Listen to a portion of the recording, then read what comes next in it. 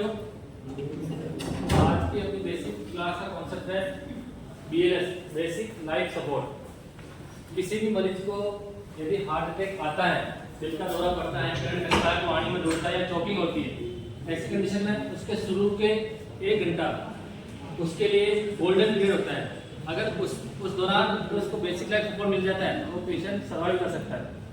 तो किसी भी मरीज के दिल का दौरा पड़ने, पानी में डूबने, करंट लगने या फिर चोकिंग होने पर एज सून एज जो सपोर्ट दिया जाता है उससे बेसिक लाइफ सपोर्ट कहते हैं। ठीक है, जो किसी भी मरीज को दिल का दौरा पड़ता है तो उसका शुरुआती 1 घंटा जो होता है उसके लिए गोल्डन पीरियड होता है। अगर उसके अंदर उसको उचित ट्रीटमेंट मिल गया या आपने उचित सही समय पर हॉस्पिटल पहुंचा दिया या फिर सही समय पर उसका कंप्रेशन स्टार्ट करके उसको सर्कुलेशन मेंटेन रखा आपने, तो उसके लिए बहुत लाभदायी होता है। उसको शरीर में कम से कम नुकसान होता है और उसकी आप जान बचा सकते हैं। ठीक है, बेसिक लाइफ सपोर्ट पे अपने क्लास है। क्या होता है बेसिक लाइफ सपोर्ट? पृथ्वी जी, हमको पेशेंट को कार्डियोवैस्कुलर कुछ होता है तो उसके लिए जो 1 घंटा होता है, जैसे करंट वगैरह है किसी अस्पताल में कोई पेशेंट जरूरी नहीं, पेशेंट के किसी भी बंदे के लिए सर्वाइव हो जाता है, तो उसको इस 1 घंटे के अंदर एक्चुअली उसको जो 1 घंटे के पीरियड के अंदर जो उसको ट्रीटमेंट दिया जाता है, जो उसको क्या करता है ट्रीटमेंट शुरुआती 1 घंटा उसके गोल्डन पीरियड होता है। उसके अंदर जो ट्रीटमेंट मिलता है उससे उसको काफी नुकसान से बचाया जा सकता है, उसकी जान बचाई जा सकती है। ये बेसिक लाइफ सपोर्ट का कॉन्सेप्ट है। ठीक है, अगर किसी भी मरीज को दिल का दौरा पड़ता है, करंट आता है, कहीं आपको गिरा हुआ मिलता है, तो सबसे पहले आपको ये 6 साफ याद रखने हैं। BRS ABCD। BRS ABCD का मतलब कोई बताएगा? आपने किसी को बताया क्या? BRS ABCD का मतलब सबसे पहले तो D डेंजर। कोई भी मरीज है गिरा हुआ मिला, आपने तुरंत जाके इसको हाथ लगाया, वो किस वजह से गिरा है? करंट लगे, करंट लगने से गिरा है, या फिर कोई वहां पे ऑयल गिरा हुआ उसकी वजह से गिरा है, या फिर आसपास कोई इंजरी का आपका साधन है उसकी वजह से गिरा है। आपको सबसे पहले एंश्योर होना है, खुद की सेफ्टी देखनी है। पेशेंट गिरा हुआ मिला, आपने जाके टेस्ट किया, आपके पास को करंट आ रहा था, जैसे करंट लगा उसको क्या हुआ? आपको करंट लग गया। तो आप बचाने गए थे, नुकसान क्या हो गया? आपको करंट लग गया, आपकी भी जान खतरे में होगी। अब एक ही जगह 2 लोगों को बचाना है, तीसरा आएगा वो भी आगे ऐसे ही करेगा, तो ये चैन चलती रहेगी, सबको करंट आता रहेगा। सबसे पहले ये श्योर होना है, एंश्योर होना है आपको कि जो एरिया है वो डेंजर एरिया तो नहीं है, करंट लगा हुआ है, कोई गीली मिट्टी तो नहीं है, कोई ऑयल तो गिरा हुआ नहीं है। ठीक है, तो सबसे पहले क्या होगा?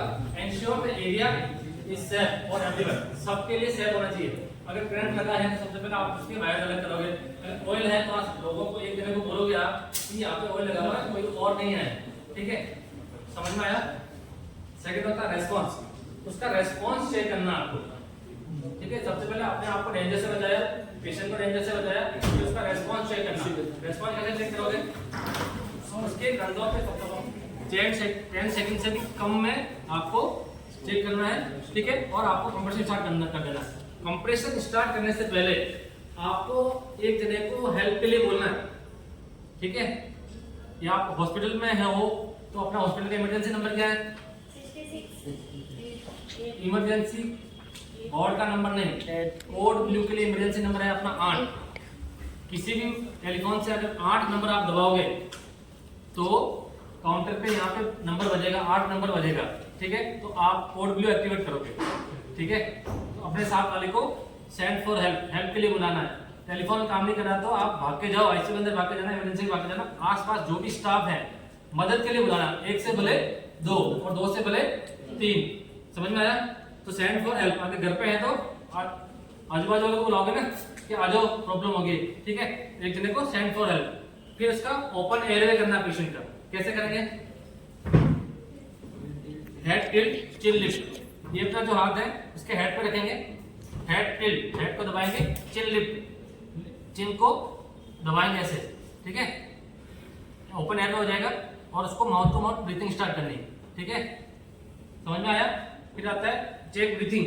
चेक ब्रीथिंग कैसे करेंगे? लुक, लिसन और फील, 3 शब्द होते हैं, लुक, लिसन और फील।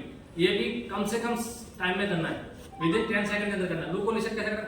अपने कान को पेशेंट के नाक के ऊपर रखना है, नजर को चेस्ट पर रखना है और उसकी सांस को फील करना है। Look, listen, feel. देखो मैंने ऐसे किया, ऊपर ऐसे किया, इसका मेरा कान पेशेंट के नाक के ऊपर, मेरी नजर पेशेंट के चेस्ट के ऊपर और मैं इसकी सांस को फील कर रहा हूँ। Look, listen, feel. ठीक है, नहीं आ रहा है आपको कंप्रेशन स्टार्ट कर देना। ठीक है। कंप्रेशन स्टार्ट करना है, आपके दोनों हाथ ऐसे होना चाहिए स्ट्रेट, हाथ इंटरलॉक और पूरी हथेली का जो वजन है यहाँ पे होना चाहिए, ठीक है। और मिड लाइन ऑफ स्टर्नम पे आपको स्टार्ट करना है। आवाज आ रही है? ऐसे 30 कंप्रेशन देना है और 2 आपको ब्रीथ देनी है जब तक आपकी इमरजेंसी टीम नहीं आती है तब तक। जैसे आपकी कोड ब्लू टीम आती है आपको पीछे हट जाना, उनको काम करने देना, ठीक है। एवरी 2 मिनट के दौरान आपको कंप्रेशन वाला बदलना है, ठीक है। दूसरे को कंप्रेशन, आप थक जाओगे 2 मिनट बाद, 200 कंप्रेशन दे रहे तो आप थक जाओगे, तो दूसरे कंप्रेशन के लिए बोलना, आपको रेस्पिरेशन पे आना है, ठीक है। समझ में आया? किसी को इसमें कोई डाउट है? ये जब तक करना है तब तक आपकी कोड ब्लू टीम नहीं आती है। अगर आप हॉस्पिटल में है तो, अगर बाहर है तो आप 108 पे एम्बुलेंस को कॉल करते हो ना, करते हैं ना, तो 108 की आती है तब तक आपको सीपीआर देते रहना, इसका रेस्पॉन्स चेक करते रहना, ठीक है। सीपीआर इतना इफेक्टिव होना चाहिए कि आपके जो है इसका चेस्ट 2 से 2.5 इंच कंप्रेस होना चाहिए और उसको रिकॉल होने के लिए वापस टाइम मिलना चाहिए। ऐसे नहीं पेशेंट को दबा के रख लिया, ऐसे दबा के रख लिया, उसका सर्कुलेशन मेंटेन नहीं होगा, उसको वापस रिकॉल होने का टाइम भी देना है। तो 1 मिनट में 100 कंप्रेशन देना है, 100 से ज्यादा 120 तक दे सकते हैं। ऐसे नहीं बिल्कुल ही दबा के रख लिया उसको तो चेस्ट इसका रिकॉल नहीं होगा, ठीक है। अगर कोई पेशेंट सीढ़ियों से गिरा हुआ मिला आपको, जैसे सीढ़ियों से गिर गया या फिर कहीं गिरा हुआ मिला, तो उसको सबसे पहले सरफेस पे इसको समतल करना है। किसी भी पेशेंट को समतल करना है, आपने मैंने बताया था ना कि इंश्योर द शेप एरिया, जो डेंजर एरिया से आपको शेप करना है तो उसको समतल एरिया पे करके सीपीआर स्टार्ट करना है। सीढ़ी के ऊपर बीच में गैप है, आपने कंप्रेशन चालू कर दिया, आपने उसकी बैकबोन को और ज्यादा डैमेज कर दिया, तो उसको फ्लैट रखना है। फ्लैट रखने के बाद कंप्रेशन चालू करना है। अगर आपको लगा है कि एक्सीडेंटल पेशेंट है तो ऐसी कंडीशन में उसको जहां है वहां से मूव बिल्कुल भी नहीं मूव करना है, ठीक है। और उसके जैसी भी कंडीशन में उसी कंडीशन में आपको ब्रीथिंग स्टार्ट कर देनी। हेड टिल्ट करोगे सर्वाइकल इंजरी होने के उसके चांसेस रहेंगे, ठीक है। जैसी एरिया कंडीशन है उसी कंडीशन में आपको सीपीआर चालू करना है, अगर वो ट्रॉमा है तो, ठीक है। और किसी को डाउट है? अब एक एक करके आएंगे, ओड भी एक्टिवेट करेंगे और सीपीआर चालू करेंगे और हेल्प के लिए बुलाएंगे। सबसे पहले कौन आएगा? पीछे से आएंगे आगे से आएंगे? पहले कार्डियोलॉजिस्ट वालों को बता दो। हाँ, सीपीआर हुई। पूजा मुस्कान दोनों आ जाओ।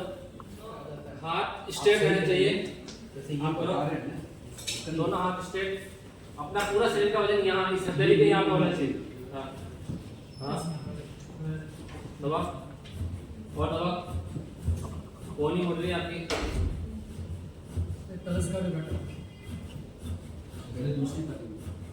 कोनी मुड़ रही है, अभी कोनी मुड़ रही है, कोनी नहीं मुड़नी चाहिए। रखो यहाँ नीचे रखो, हाँ लगाओ,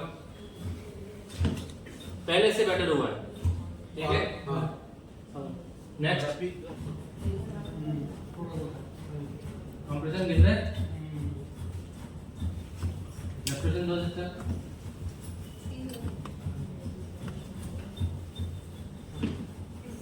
ये है इफेक्टिव कंप्रेशन जैसा अभी सिस्टर ने जो दिया है, ठीक है। ईच एंड एवरी पर्सन को करके देखना है, करके बताना है। नहीं आ रही बात नहीं। पेशेंट है फर्स्ट फ्लोर पे, जनरल वार्ड का, तो बेड नंबर 7 पे, जनरल वार्ड में काम करो। बेड नंबर 7 पे पेशेंट को अरेस्ट हो गया, बेड पे था पेशेंट, हेडअप कर रखा था, एयरबेड लगा रखा पेशेंट ने। चलो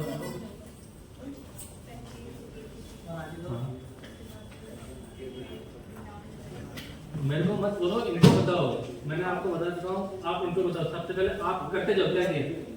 अगर हेडअप है तो हेडअप फ्लैट करोगे, एयरबेड लगा हुआ है तो एयरबेड की एयर निकालोगे, ठीक है, ताकि उसको कोई स्पाइन इंजरी नहीं हो। उसके फिर करो रेस्पॉन्स चेक। खड़े मैडम से बोलो, जोर से बोलो। हाँ, उसके हाथ कंधे तक जा रहे हो, सो रहा था, तुमने समझ लिया पेशेंट अरेस्ट हो गया, तुम सीपीआर चालू कर दोगे, उसको भी तो पता होना चाहिए, इसको जगा रहे हो। आपकी आवाज पेशेंट के कान तक नहीं जा रही है, पर आप छाती दबाना स्टार्ट कर दो, एकदम उठेगा, हाँ ये क्या हो गया।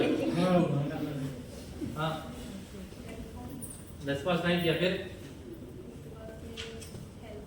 हेल्प के लिए बुलाया, फिर हाँ करो। हाँ first floor general ward bed number 7, first floor general ward bed number 7, first floor general ward bed number 7 eras. ठीक है, उसके बाद मैंने बताया था चेक ब्रीथिंग ओपन एयरवे के बाद किया चेक ब्रीथिंग, कैसे करोगे? लुक लिसन और फील करो। कान कहाँ रखा था मैंने? लुक पीछे आओ, हटो हटो, लुक लिसन फील, मैंने ये बोला था ना। लुक, मेरा कान पेशेंट के नाक के ऊपर होगा, मेरी नजर पेशेंट के चेस्ट पे होगी और मैं सांस को फील करूंगा, ठीक है? नहीं हुआ मैं सीपीआर स्टार्ट कर दूंगा। Look listen action most common side effect है इसका, ठीक है सर?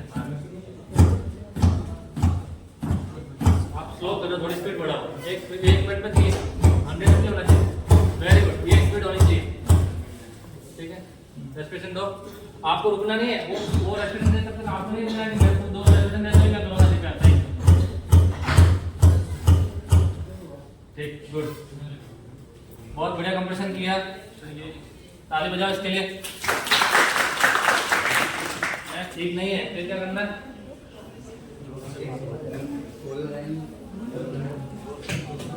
एक्टिवेट करो, और एक्टिवेट करो। 8 नंबर लगाओ।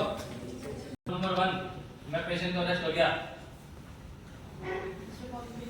शिप्रा वहाँ पे एमआरडी की फाइल लेके गई थी बात करने के लिए। स्टाफ वहाँ था, वाली फाइल में कोई गड़बड़ है। शिप्रा ने वहाँ देखा स्टाफ तो था नहीं, पेशेंट अरेस्ट हुआ था।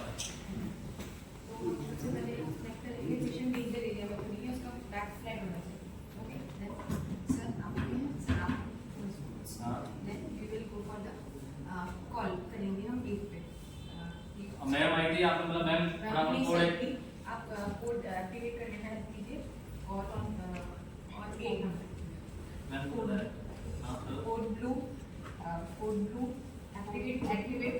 Activate code blue